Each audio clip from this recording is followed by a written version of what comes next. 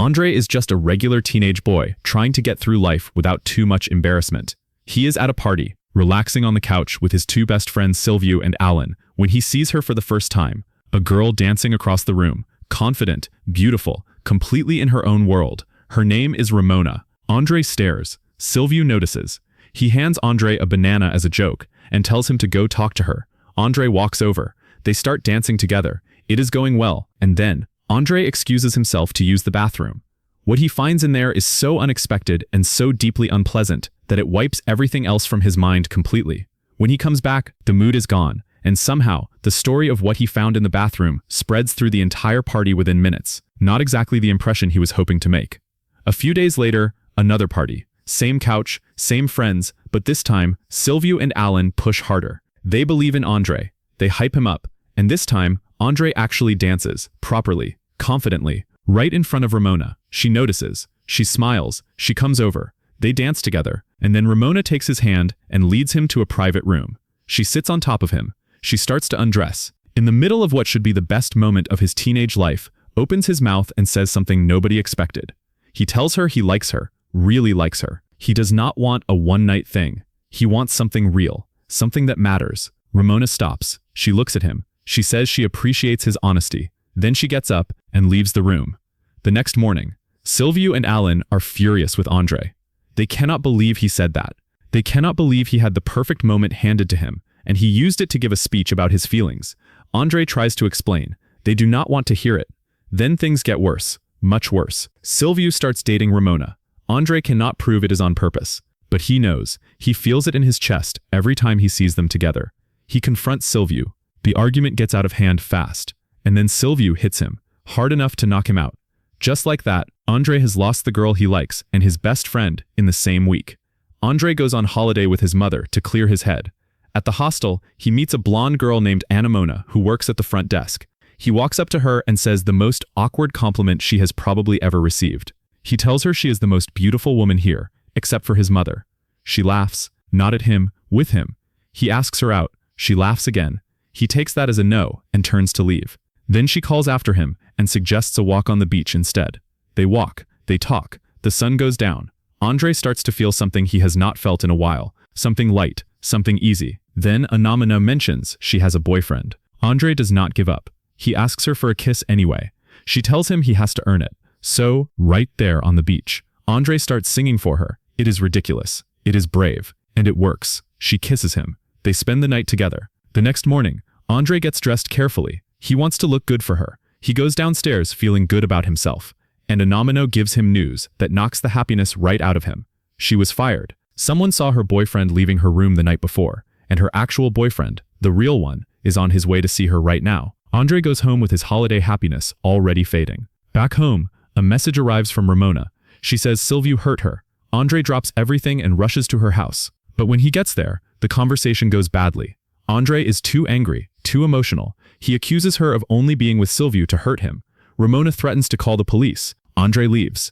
On Monday at school, he walks in to find the whole class hostile. Ramona has been telling people a story about Andre, a story that is not true. Things start flying at him before he even sits down. He goes home. His mother, who somehow always manages to find the bright side, tells him that the fact Ramona is still talking about him probably means she still has feelings. Andre is not convinced, but he thinks about Ramona. He has no way to contact her. He lost her number, so he calls the hostel, pretends he found a girl's wallet, and gets her phone number that way. He calls her. She agrees to meet. She even offers to let him stay at her place instead of a hotel. They walk around her neighborhood. They end up somewhere private.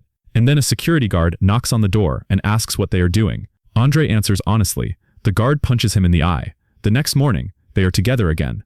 Andre asks about the boyfriend, about whether she has thought about ending things with him. Ramona says no. She has no plans to break up with him. They agree to go their separate ways.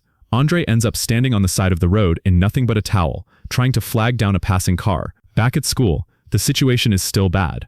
Ramona is now spreading a completely different kind of rumor about Andre. The only person who still trusts him, who still sits with him, is a girl named Carla. She is kind. She is loyal, and Andre treats her terribly. They spend time together. She goes to take a shower. He grabs his things and runs. Things start to slowly turn around. Andre changes his look. A new haircut.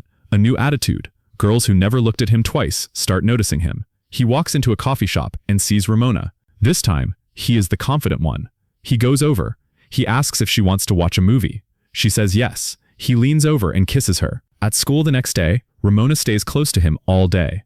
But there is still the matter of Silviu. Andre and Alan decide it is time for payback. They come up with a plan involving Carla. They put flowers on her desk with a note pretending to be from Silviu, saying he wants to be her boyfriend. Carla believes every word. She is happy. She tells people. And then, in front of the whole class, Silviu finds out and rejects her. He is cruel about it. He mocks her. He laughs. Carla does not cry. She beats him up. The whole class watches in complete silence. That night, Andre takes Ramona to the roof of a church. They drink wine under the open sky. They talk about everything. They kiss. It feels like the beginning of something real. They go back to her place, and just when things are about to go further, Andre stops. He tells her nothing is going to happen tonight.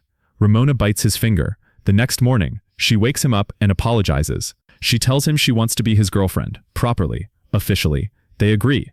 They are a couple. For a while, everything feels good. They walk together. They talk. Andre is happy. And then, a message arrives from Ramona. She is in town. Andre tells Ramona he needs to use the bathroom. He rushes off to meet Ramona. He brings her home. She meets his mother. That evening, Ramona calls asking to spend time together. Andre turns her down. She suggests the next night. He turns her down again. Then he tells her he has met someone else. He tells her she has become too much, and he ends the call. That night, he has to choose.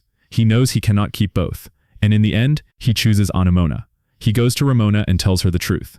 He talks about how he always hoped things would work out between them. But he has met someone who feels different. Ramona listens. And for once, she has nothing to say. 3 years pass. Andre is a published writer now. He has a career. He has Ramona. He has a real life. One evening after meeting friends at a bar, a familiar face appears. Ramona. She looks the same. She smiles the same way. They sit and talk. And then she says something that Andre was not expecting. She tells him she still thinks about him. Even when she is with other people, she thinks about him. Andre is careful. He tells her they cannot go back there. He is with Ramona, and he is happy. He tries to leave, but Ramona offers to drive him home. He agrees. In the car, she tries to start a conversation. Andre keeps his eyes on his phone, texting Ramona. Ramona gets frustrated. She starts driving faster, more recklessly. The car feels dangerous. Andre tells her to pull over. She does. She breaks down. She tells him about her engagement, about how the relationship is falling apart. She puts her head in his lap and just stays there.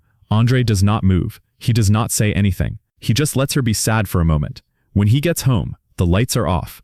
Ramona's things are gone. There is a message on his laptop. She saw the messages. She is done. She has left. Andre sits alone in the quiet apartment, and for the first time in a long time, he cries. And then, something impossible happens. A version of Andre from the future appears in the room beside him. Not a dream, not a hallucination, just him. Older, calmer, looking back at everything that happened with the kind of distance that only time can give. The two versions of Andre talk. The future Andre shows him the moments where things could have gone differently, the choices he made, the things he said, the people he hurt along the way. At the party where he first met Ramona, he sees himself again. But this time, he does not run away from the moment. He does not overthink it. He sees clearly, for the first time. If this story made you feel something, hit that like button and subscribe for more. Drop a comment below. Which girl do you think Andre truly belonged with, Ramona or Ramona? We will see you in the next one.